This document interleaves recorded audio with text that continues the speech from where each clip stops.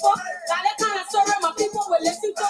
Students are going to school, you're in the safety billion. Some people fall out in the street, bring the safety billion. Some people in the green, bring the safety billion. Musicians in a billion, bring the safety billion. We want a safety billion, so they're gonna have the road. We want a safety billion for people in Logato.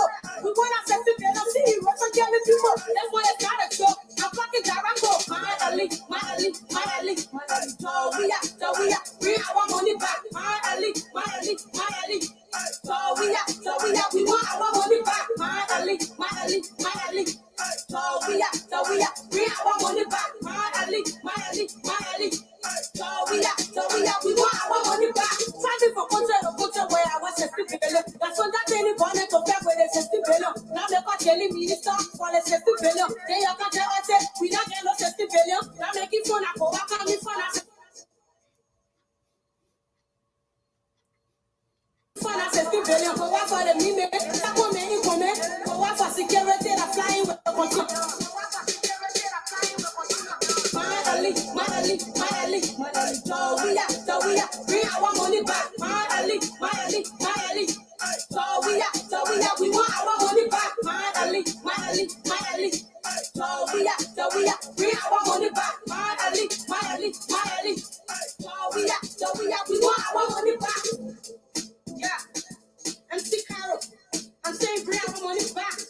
Started individual.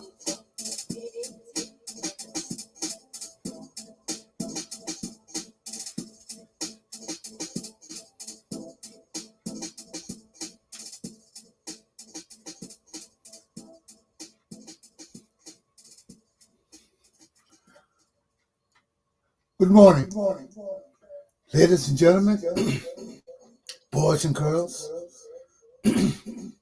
men and women. Welcome to Commander Galpohkpa Chesson Talk Show. Today is August the 27th. We take a few minutes to think about our brothers and sisters and all those who have lost their lives recently in Afghanistan.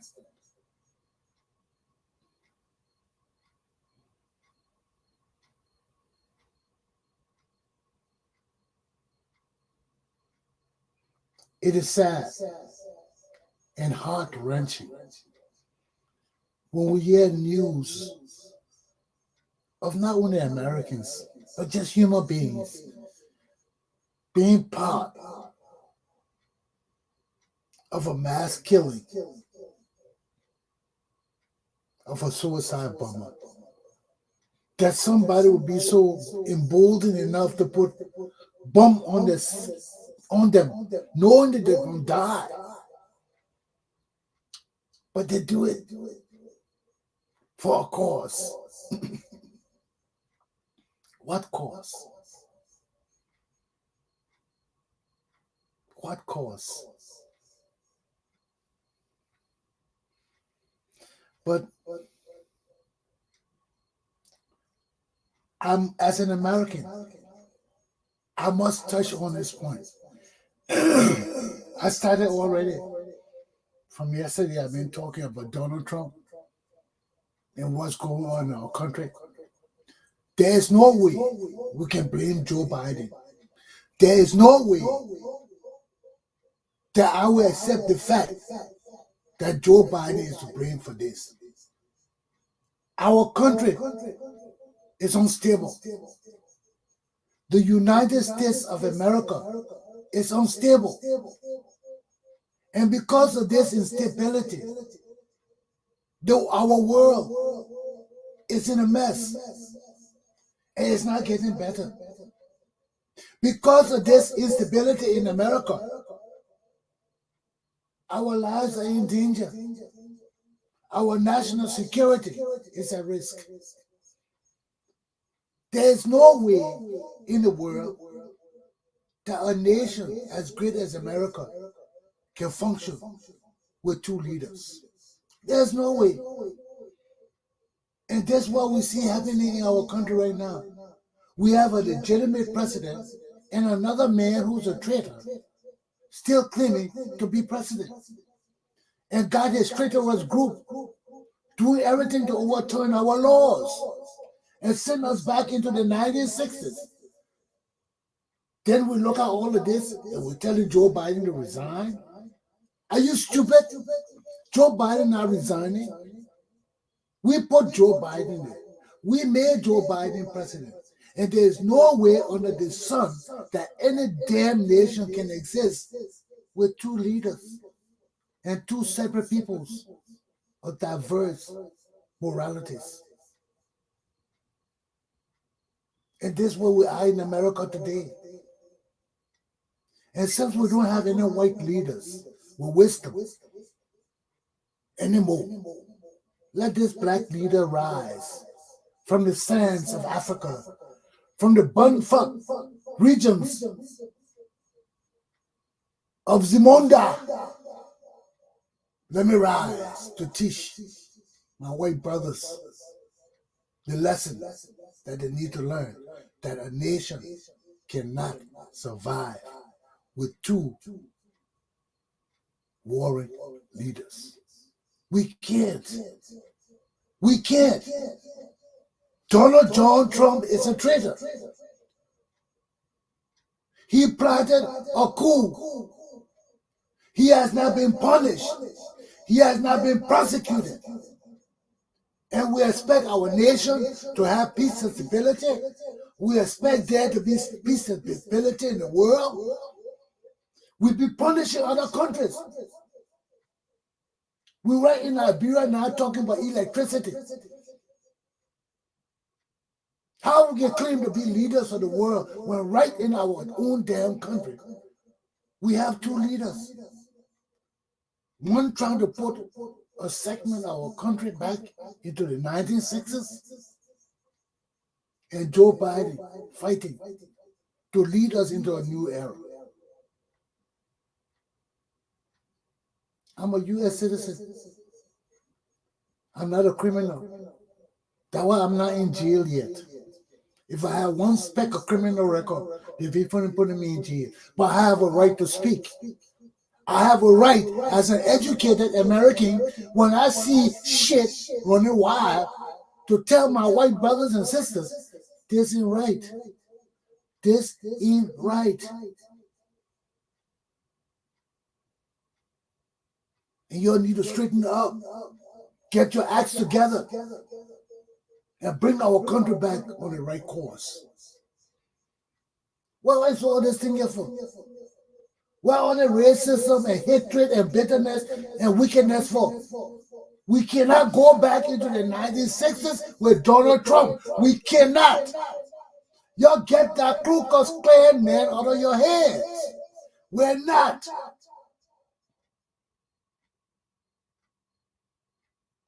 And we have to move forward into a new dispensation, reconstructing our democracy better than ever before, so that we can ensure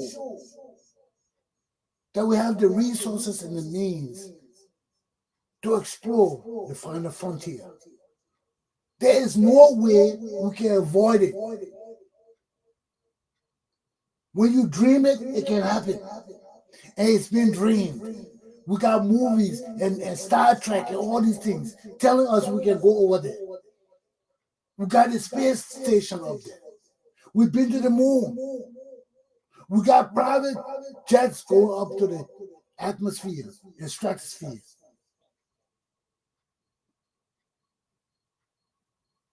And this will not go on if we continue on this trend of racism, bigotry, hatred, violence, illicit violence, and betrayal.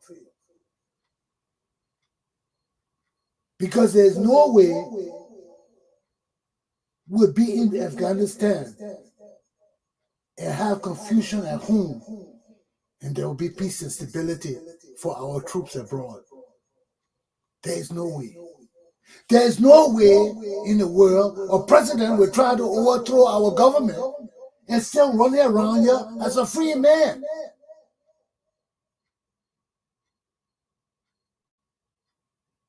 acting like he's a loyal citizen of America, and we still cannot decide whether to punish this man or not, whether to bring the actions of his illicit behavior to the public or not.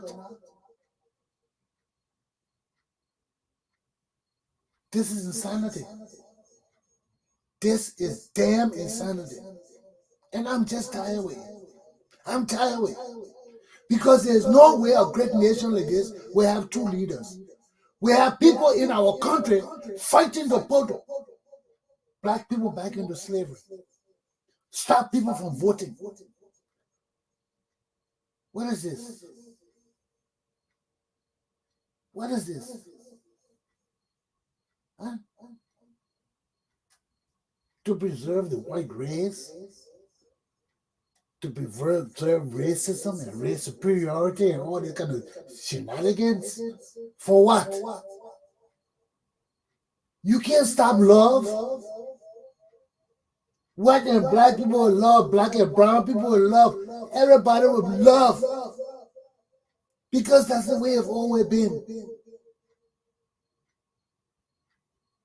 And we can't change things because of our hatred and animosity and bitterness and bigotry. It got to cease and desist. It's got to cease and desist. America is the beacon of hope for so many people in the world. And the hatred, the evil in the world today, you see it everywhere we turn. If we lose America, what hope would the world have for civilization, for peace, stability, decency, hope, love, charity, God? What hope will we have for all these values and principles that mean so much to us? If you don't lose it, if you don't use it, you lose it. And we're losing it.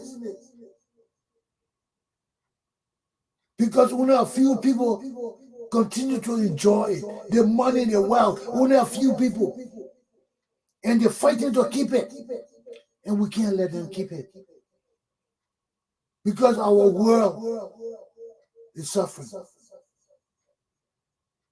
And the rich keep getting richer and the poor keep getting poorer. And the more we try to straighten up our world, the greedy, evil people still want to perpetrate their evils against us. Look at Haiti. Look at Haiti. God punishing the country too. Because when evil people continue to want to do evil, go kill the president. What you kill the man for? Huh? Then you think you will enjoy the country like that? No. No. It ain't happening nowhere in the world again. God is tired, man. God is tired. With only a few people just messing the world up.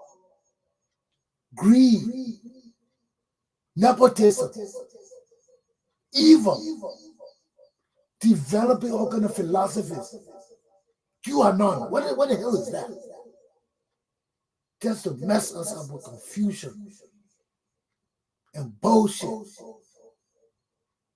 Now in America, we got to straighten up ourselves. We got to straighten up ourselves. No country can run with two leaders, just like no man can prosper serving two gods. We must come back to our senses. We must read ourselves back to reality before we can move on to the new path that Joe Biden, our new leaders, want to set for us.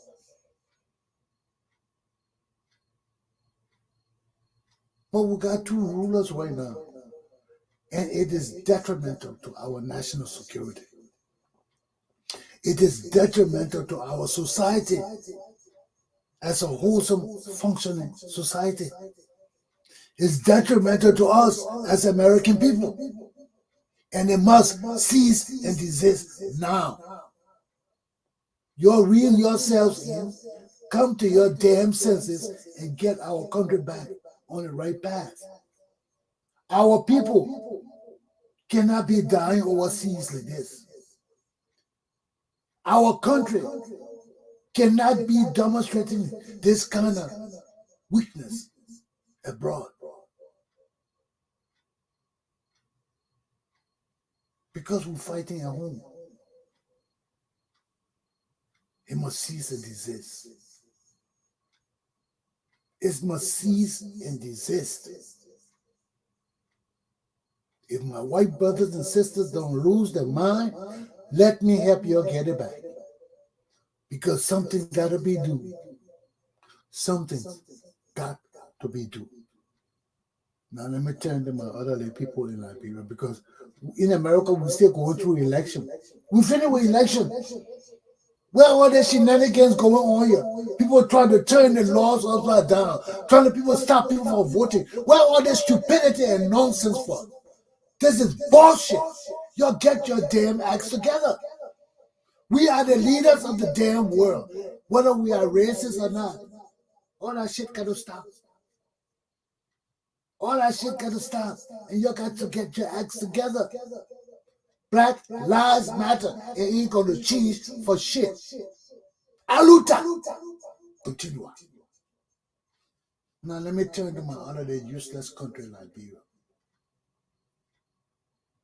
You know, we woke up today, we see the news of shortage of rice in our country. Our main commodity. And still, we are unable to grow rice. It's not that we are unable. Our leaders are not providing us the opportunities to benefit from our own resources, to benefit from our own constitution and laws, to pursue our own happiness. And we confront these kind of things time and time again. Our country can't grow. Then we wonder why we're going through all the things we're going through. We can't excel. We can't benefit each other.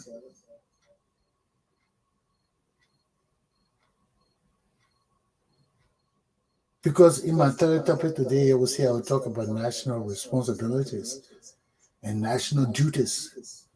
These are things that our constitution and law impose upon us as people. That each one of us has to have constitutional duties and responsibilities to Liberia as citizens. You can't say you're a member of Liberia Republic and you don't have duties and responsibilities as a citizen. You got to. Or there's no need to have a nation if all of us don't owe allegiance to something. That's why we pledge allegiance.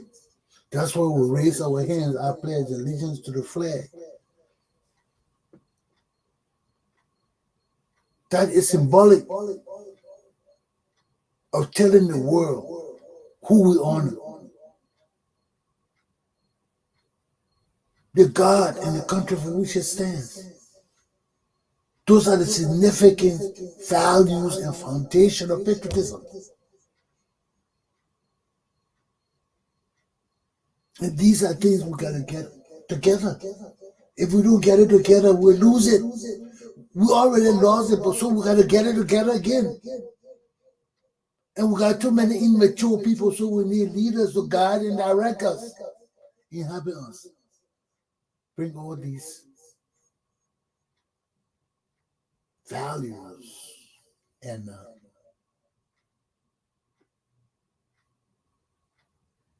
principles that matter to us back together again. So when we neglect our duties and responsibilities, like feeding ourselves, clothing ourselves, shelter for our people and children,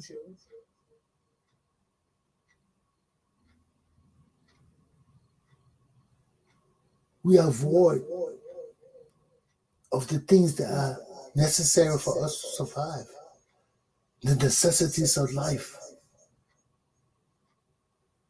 We are void of them. Not because we cannot attain them, but because we put barriers before us by our own behaviors or lack thereof. These are challenges. When a nation cannot feed itself, when a nation cannot clothe its people, when a nation cannot shelter itself, these are national security issues that transcend to the foundation of the nation. Who are the leaders of our nation? Who are the leaders of our people? When we cannot conscientize our people to the point where they understand why it is significant for our leaders and our people to live out the duties and responsibilities. Shared, mutual, agreed upon, understood. Public policy. Our country not just starting today. Liberia has existed for almost 200 years. We have public policy that are based upon our common culture, common identity, our common thinking. That's where public policy comes from. When we all feel the same way about something. When we all look at something and say, no, that's not Liberian. No. That's public policy. Because that demonstrates that our country has excelled to the point that we have some common thinking, some common virtues that all of us can look at something and say, no, we can't accept it. Like rape. Yeah, all of us complaining about the rape of our little children. That's public policy. In the old days, nobody cared about that. Nobody cared about women. Look at the Taliban. They don't care about women. That's the old days. The old days. We didn't care about women. Women were there to have children and do the farm. Look at African laws. We still based on the old laws, on the old ways. So things have changed, but not really changed. Because we still got some people living in the old ways. And they ain't gonna change. They ain't gonna change.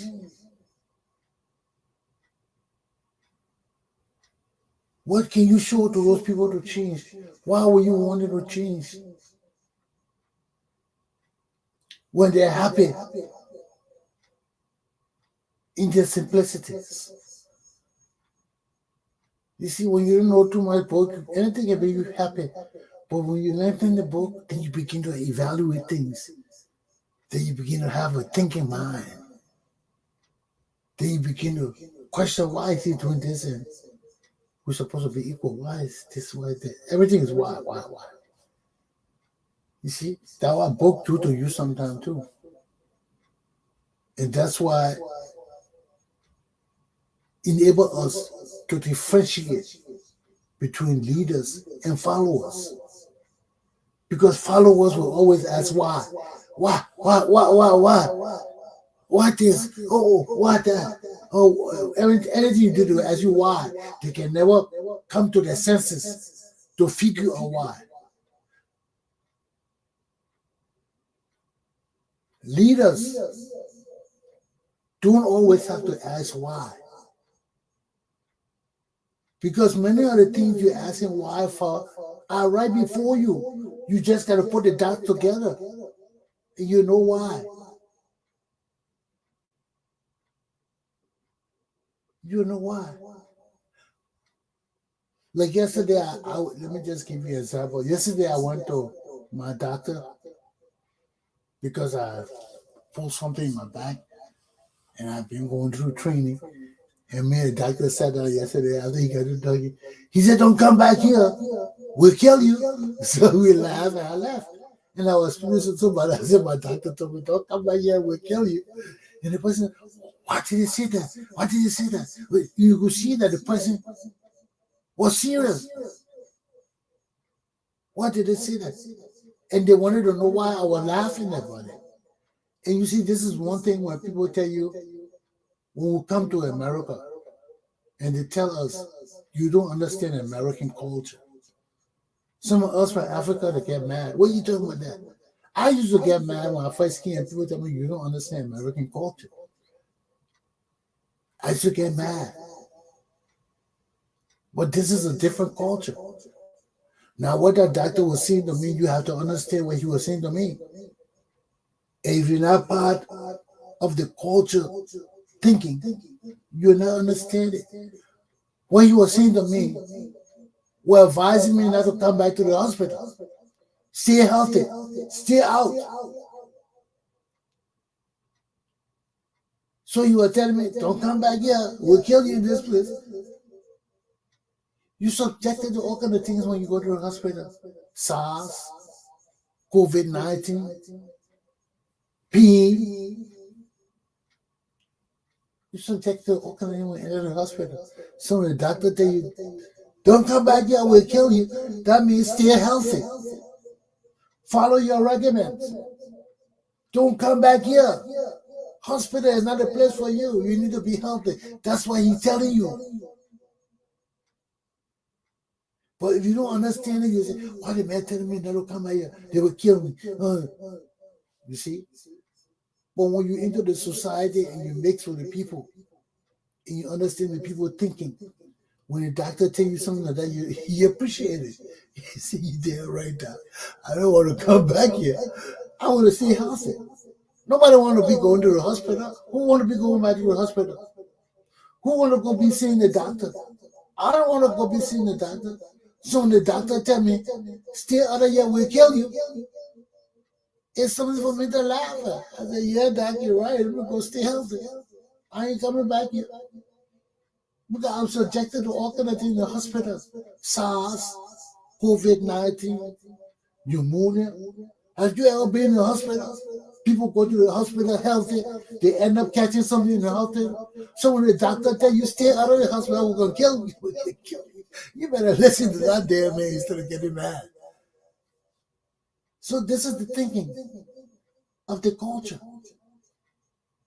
And if you don't understand this culture, you cannot be happy in this culture. So it's the same thing. We're talking going back to our leaders, our country, all these things. We have a culture in Liberia. When you tell me certain things, I know it's joke. When you tell me things, I know it's serious. I know when you tell me, watch your back, I know what that all means. When you say Chesson, I know what that ya means. So we have a culture within ourselves. And when we look at our country running amok, and we look at our leaders leading our country astray, and we know it's not right, something got to be done. Something got to be done. So I'm already getting my lesson. And I haven't even introduced my topic yet, but let me just do the formal stuff. My topic for the day, I want law, order, and justice, law, justice, and citizenship. 2, can Liberia's coalition of political parties survive the changing times? 3, national duties and responsibilities of Liberia's citizens.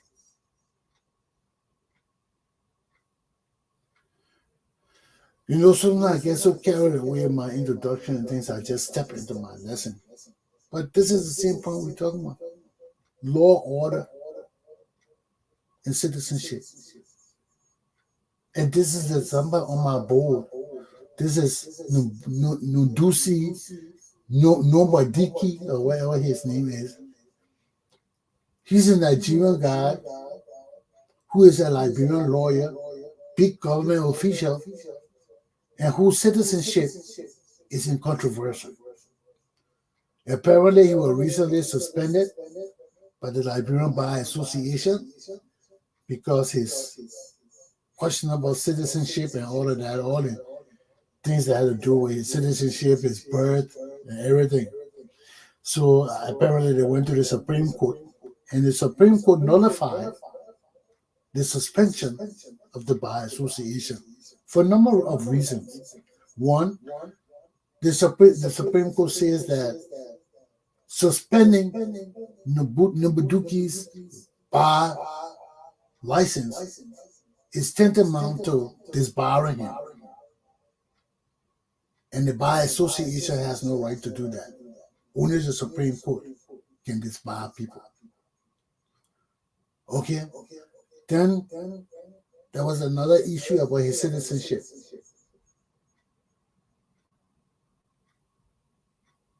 Not even the courts can look at his citizenship. They got to turn it over to the Justice Department. So the Justice Department can ascertain whether his citizenship is legal or not. And the whole crux, the whole issue before the court now, it doesn't rest on his ability to practice law. It rests on his citizenship. Because Nubuduki is a lawyer. He graduated from Louis Underground School of Law. So under our legal practice, he has every right to practice law as a Liberian. So his law practice is not on a question. What is in question is,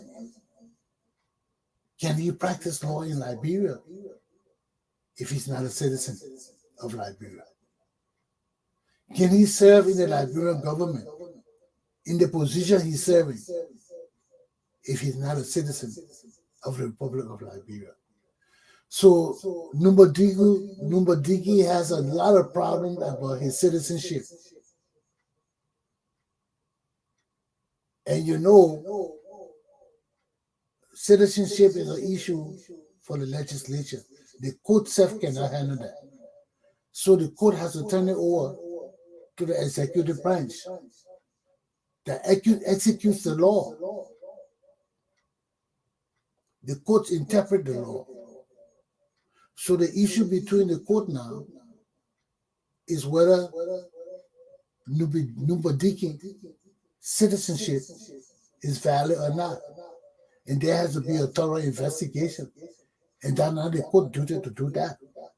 So the court is rightfully sending that to the Justice Ministry. Because of the conflicts with Numbadiki, the government, corruption in Liberia, all these things, the court has placed a restriction on it for 6 months, giving the Justice Department or Justice Ministry the right to do an investigation and determine whether Numbadiki is a Liberian citizen or not. And if he is not a Liberian citizen because of error, law, or some kind of thing that can be repaired, the Justice Ministry is supposed to direct him in repairing his citizenship so he can become a citizen of the Republic of Liberia, a legal citizen. So that's what the 6 month suspension is there for. Okay? Because Numbadiki issue has been before Liberia for too long. This man has been monitoring Liberian behavior as the correction head and George Weah's right-hand man for long as a Liberian citizen. And his citizenship has been under question. And that was why the Bar Association suspended him in the first place, his practice. But the court saying, no. Bar Association has no authority to do that. The Bar Association is a friend of the court. They can alert the court on certain issues, but they can't take the law into their own hands. They usurp their boundaries because only the court can act to disbar Numbadiki and suspending him from practicing. It's tantamount to disbarring him. So they revoked that. Okay?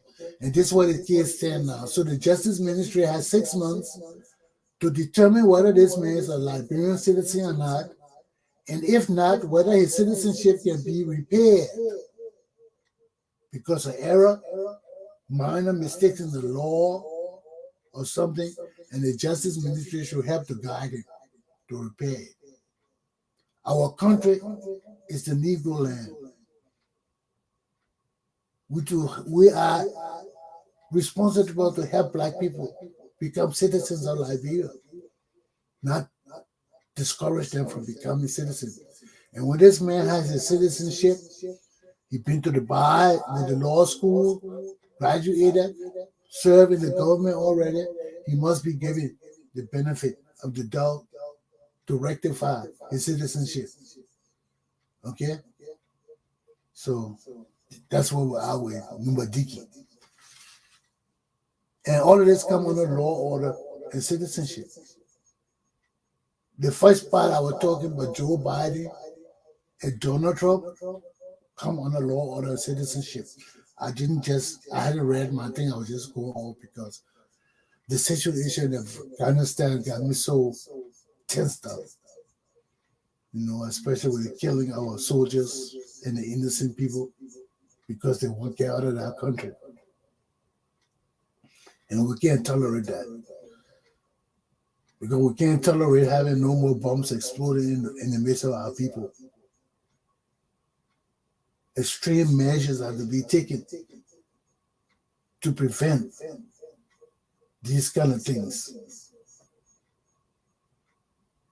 So maybe we need to rethink our security measures, rethink our interactions with the people in Afghanistan, especially around at the airport, who want to enter. But our troops need to stay alert and stay alive. We're praying for you. Okay. So this is what we stand with this Numbadiki man. And I was talking about all the problems we have in our country, about the rice shortage. We're not growing rice. The Commerce Ministry not giving out those permits that people need, IPD.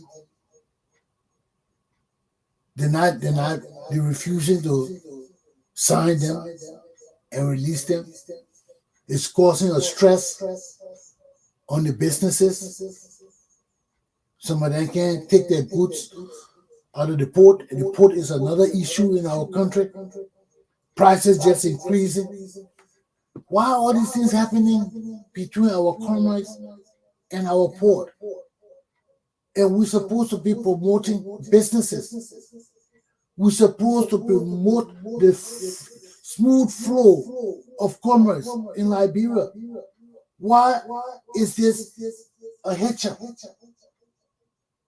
When we discourage the free flow of business in Liberia, it impacts investors coming into our country. People don't want to come in our country and invest. Then they won't get permits to get their goods. They can't get it because the IPDs not being signed. Somebody being refused to sign it. Then they go to the port. Fees increasing every day. You can't run commerce in this. There has to be consistency in the laws, in the businesses. You cannot have fluctuating prices and fluctuating things and people trying to serve our society. Now we have no rice in the country. The people importing the rice need access to their products. They need stability of the prices and fees. And that's what they complain about in our Commerce Ministry. So between our Commerce Ministry and our port, now we hear that there's something wrong with Kwa Willie. He can't stay there. He involved in some kind of scandal and all that. But this is the kind of thing we get when we have weak and useless leadership, where our leaders are more politicians than professionals. Then they're borrowing the professionals for coming home. Then when they come home, our government want to overcloud them with this politics bullshit. Look at what happened with our electricity. The U.S. ambassador had to do a tour of NEC and were telling us that shit ain't free. You can't steal. All these foreigners in our country stealing light too. They're stealing it. Then you have our own people stealing. Then you have the people that are working for the light company, the biggest rogues. They won't get rich overnight. No laws in our country. No laws, no principle. Then we talk about, oh, we should give it to privatization. Let privatize the Liberian government. Let's give the privatization to the Liberian government. With these criminals ruling our government, these incompetent, useless people, we need to hire people to run the Liberian government for us now. That privatization.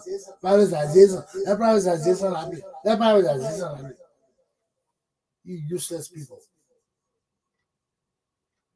Huh? To run our own country. We're so incompetent.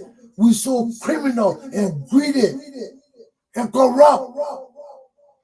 We can't stand up for integrity and say we will run that shit. Nobody's stealing for us. We got to have nothing but damn rules everywhere we turn around. Our whole country talking about privatization. What you know about privatization? Y'all can't even pronounce the damn word. Just another ploy to exploit our country. Then when the foreigners come, you're telling them to get your $5 million before they can come to the country. You see the stealing? And Council right. It's not only that Markieta. What Markieta know about $5 million? They just use Markieta. She a dummy, so the poor influencer go to the people with your $5 million. So she said, you got to give me $5 million. You want investment, man? People say, get the hell out of here, we'll report you. You know? You see the woman there laughing there on the picture. That woman looked a sensible woman. You got to give me $5 million. You got to give her $5. They say you will give $5 million. That's what you're telling the people. The people said, no, this other. I will say it. I just did. I said, yeah, so we talk about privatization. These damn rogues. I mean, the people are so useless and incompetent. The people not steal so damn why they do privatization. Everything is coming out of them more privatization. You don't know privatization. We do privatization. They're making us shame. Shame. Useless people. I mean, it's so terrible. So that's the rice. Huh? We can't grow rice in our country. The people that import permit declaration, IPD, the foreign common ministry not signing it. They're refusing to sign it. Why? They want money to do that. They want tip to do that. They're part of the court. Something gotta be wrong. Then they put increasing fees overnight. Then the COVID-19, our businesses are struggling. Business people in Liberia are struggling. Between the corruption and the COVID-19, I think they better take their chances with the COVID-19. I remember one guy, we had these exchange students on continent, and one of them was sharing the room with Cuba. One boy called Cuba. Cuba, they were real Cuba. So they were living in the room with Cuba, right? So the white boy, they were exchange students. We had these exchange students. So this Cuba exchange students, they put all the money in their locker. So Cuba came, they were not there. Cuba took the knife, went to the other end of the locker, pulled all the screw out of the locker, moved the door, took the guy's money, put the screw back, put the screw back in, and left the door like it was locked the same way. The guys came to open the locker. No money. What happened to our money? No money. Cuba sitting down there, smoking.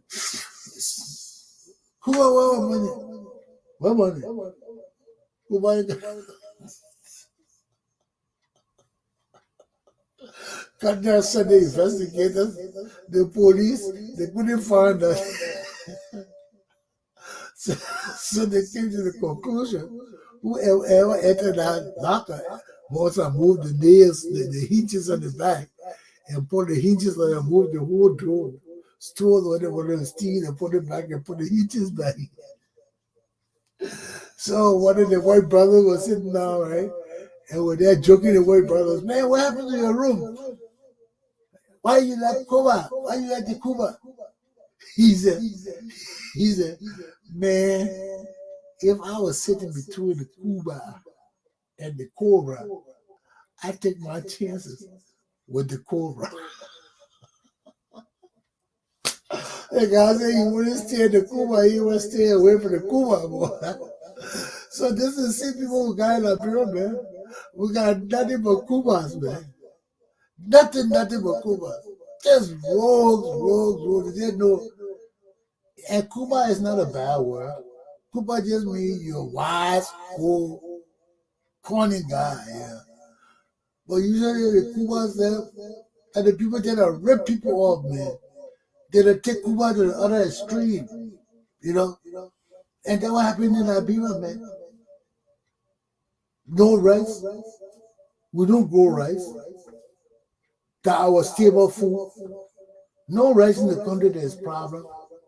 But yet, these people creating barriers to import rice in the country. And secondly, they're not promoting local rice growers. This is the same thing happened to Togo, you remember? They were tampering with the people's rice. This is the same thing that happened to Togo in 1980. Rice shortage, rice price fluctuating, all these kind of things. It brought it down. You keep playing with the people's rice, our stable food. We're supposed to be growing rice in Liberia by now. What happened to all these projects, the agriculture projects? What happened to Cooper, Jenny Cooper, and her plans to revitalize our agriculture industry overnight? What happened to her? Huh? Then we even got shortages of eggs, onions, frozen food goods. What is happening to Liberia, man? What is happening to Liberia? And all of this is because of the Ministry of Commerce and the Ministry they put. These two places are the trouble places that are holding the flow of our economy down. And this is the worst thing you can do in a country. In any country, the flow of the economy is the lifeblood of the system. There is no way our commerce ministry and our port authority can be the two main institutions slowing the Liberian economy down. There is a problem. There is a problem. It's a failure to communicate. And here we are again. Here we are again. So it's the same problem. So it's the same problem over and over. So we got to ask ourselves now. We got to ask ourselves. My second thing. We got to ask ourselves.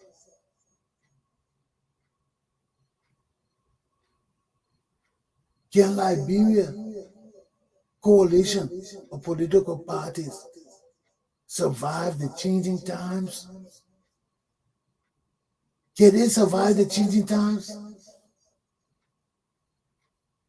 With all the discombobulation going on in their parties, with all the disgruntled behaviors in the parties, the Unity Party, the Liberty Party, the APL, the ANC, all these parties got problems. So who's going to survive the changing times now? We know Liberty Party is totally screwed. Nobody listening to them until they sit down and resolve their internal problem. Then here we are with UP. They got their only problem. ANC got their problem. APL, ALP got their problem better than you. All these parties that came together to bring us change need change themselves. They're facing change they can't handle. So who will emerge as the stronger of all these parties?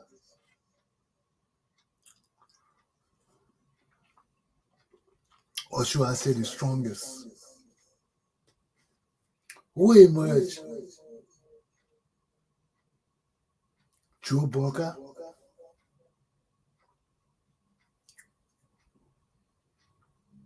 I hear people talking about questioning his health. I heard Colonel Gray this morning questioning whether Joe Booker will be able to respond to national emergency.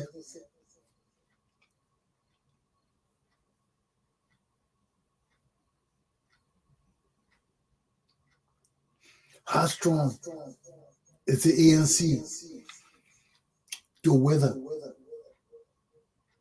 the issues that go on between the four parties? Is the coalition going to last even the next year? Is it going to last? I'm sorry I got to run over my time because these are issues we got to look into seriously. You know, because either we're hoping on this CPP or we can decide whether we're going back to giving George Weah another term. Because right now, we got to look at what is in the best interest of the Liberian people. What is in the best interest of our country. If all these parties are just as bad as George Weah, is there any need to change George Weah? Is there any reason to say, oh, we'll move George Weah and try another useless party so they can come and do that by the bullshit to take us on another road with different problems while we still got George Weah problem we're dealing with. Then the new government come take us straight on a different loop with a different problem. Then we got two problems. We got three problems. We still got Ellen Johnson solid problems. We still dealing with George Weah problems. Anybody come, they're not wise enough to structure our country, to put us on the right trajectory, to set all the uselessness that go on correct, will go on the third trajectory. So we're on Ellen now, we're on George Weah, whoever coming in 2023 will put us somewhere else. We are useless people like Prince Johnson. This useless man, ignorant, talking about he waiting for 2023 to get elected again. a murderer, a killer of Liberian people. We have no justice in our country. I told you, I have no justice. You kill our fathers in 1980 for nepotism. Ellie Johnson come and rule Liberia with her whole children. Then you're congratulating her. I hear the car star and all of them talking about, oh, how great Ellie is. These are all deceitful people. These are all deceitful people. There is no way Ellen Johnson Sirleaf can repeat the worst things that they killed our fathers for in 1980. Just because my brothers and sisters in the April 22nd people are dummies and useless, and they don't know about their fathers' rights and dignities, and they're shutting up, and I'm speaking up. That don't mean our people, dead people don't have rights. Our dead people got rights. Our dead people got legal rights in Liberia. We got legal rights. And if our leaders today don't understand the treachery and deceitfulness that our people have perpetrated on our own society, and they still coming to us and judging, oh, Ellen did this, Ellen did. All of you people are damn useless criminals. Because there's no way you will praise Ellen Johnson Sirleaf for nepotism when you kill our fathers for nepotism. There's no way. And the more you do it, it demonstrates that all of you are deceitful. The caster, all the people, all the politicians, you're deceitful. There is no way you will praise Ellen Johnson Sirleaf when Ellen Johnson Sirleaf did worse in Liberia than when you killed my father in 1980.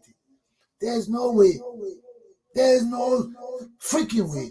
And the more you do this, it demonstrates that we have no real men and women in Liberia. We have nothing but deceitful, lying traitors. So every day I watch you. I go to all the channels, I listen to cars, oh, any this, any that. And all of them deceitful. All of them deceitful. As long as you're in politics and you cannot see that Ellen Johnson Sirleaf robbed our country with her family and got our country where it is today, and you're praising Ellen Johnson Sirleaf, all of you are deceitful. And this is what the CPP is. This is a deceitful group of wannabe people. And as long as they are deceitful, and all of them are offsprings of Ellen Johnson Sirleaf, all of them participated in this government of corruption and nepotism and stealing. And now they want to lead our country. All these leaders, people here in Liberia, hands are tarnished with sin and evil. Because they perpetrated and they are still perpetrating evil against our country and people. So let me go to my last topic now because I don't want to, I'm already close to 1 hour. National duties and responsibilities. Every day I come here, I preach the same talk about Ellen Johnson Sirleaf and her nepotism and how the Liberian people are deceitful, treacherous, and evil. And you're still perpetrating this woman who killed our country. Ellen Johnson killed our country. She killed our country. When you put your children over our people and our people starving today, our people economy is broken down today. All these things because of Ellen Johnson Sirleaf. And our people still praising this woman and giving this woman accolades. Still undecisive whether she's good or bad. Our families honoring Ellen Johnson Sirleaf. Our family who Ellen Johnson killed our fathers and mothers. They're running behind this woman. They themselves have no respect for the dead people. They have no respect for the dead people. That's why I kept saying to my sister, I said, how will you be behind this woman? This woman killed our father for nepotism. And you sitting here with all your cousins ruling our country? Then she said, oh, I'm not in the government. I got to go. We women collect. I said, yeah, but we see you with Ellen Johnson Sally every day. She's sitting everywhere you go. You with Ellen Johnson Sally. Everything you talk, Ellie. And this woman kill our people. The same reason this woman kill our people, she got her children in our government. Our fathers never even did that. You trouble children? No, hey brother, yes. To mature people, but to bring your children and put them in our government, and worse of all, to bring a little 12-year-old child to teach our native legislators about oil. Then they say, you'll get mad with me for calling you're native. Well, a demonstrative of your own nativism and backwardness. A woman bring a 12-year-old child, a 12th grade child, into our legislature to lecture our legislature on oil because they dumb it. So she brought a 12th grade child with the same mentality so they can be able to relate to each other. Oh, and you see, when you jump oil, this is the one all mine, this is another all mine, this is the third all mine. And all these dummies just sitting on this. Oh, okay. Excuse me, I got one question for you. Is that all mine in the front or all mine in the back?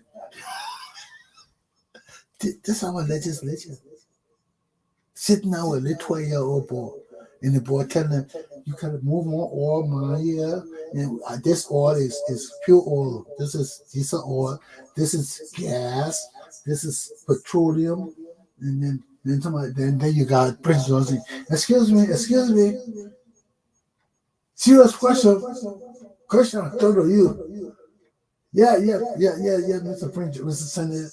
So when you move that dot to that other dot, and that other dot, you bring it back to that dot, the oil situation will change. You see, the dumbest can't do that. That Prince Johnson asked a question about the 12-year-old boy. You move the dot from here, you put the dot there, or situation will change. You see how the people make us change? You see how the people make us change? And you keep voting for them, talking about country people, that we are people. How you can do this to us? How you can do this to us? And that brings me to my point again. National duties and responsibilities of Liberian citizens. All of us got duties and responsibilities to our country. All of us pledge allegiance to our country.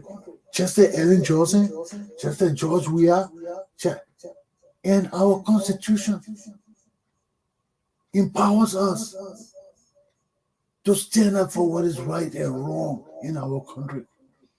And that's our responsibilities.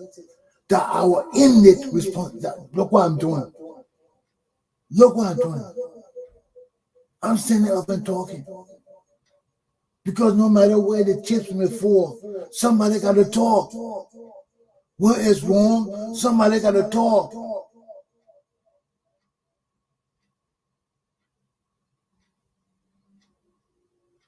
And so did our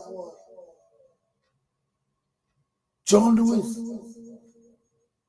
in America. He talked.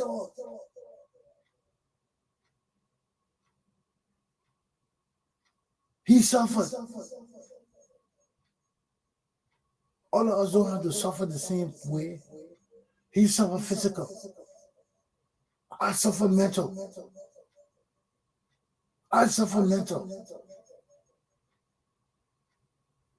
Trying to grasp in my mind how my own people can kill my pa for nepotism. Then I see this woman with her sons and sisters and daughters and all of them ruling my country like that their own private property, telling us, oh, I'm responsible. He stole all money, but forget it. I take responsibility for that. Forget about it. And never pay our money back.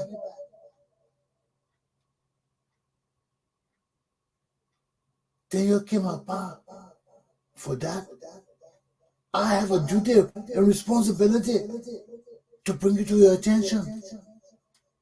I have a duty and responsibility as a Liberian citizen to tell you, hey, you're fucked up.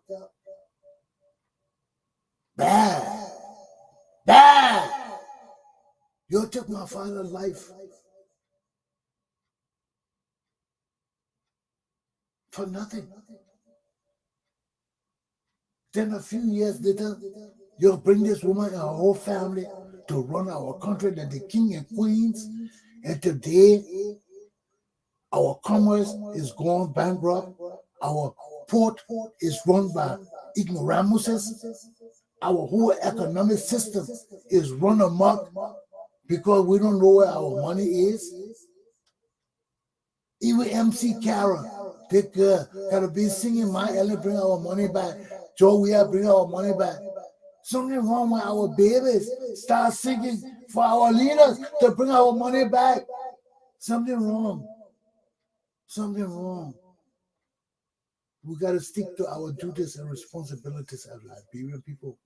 We owe allegiance to our country, not to George Weah, not to Annie Johnson Sally, and above all, not to her useless, criminal, dumb ass children. Not to them.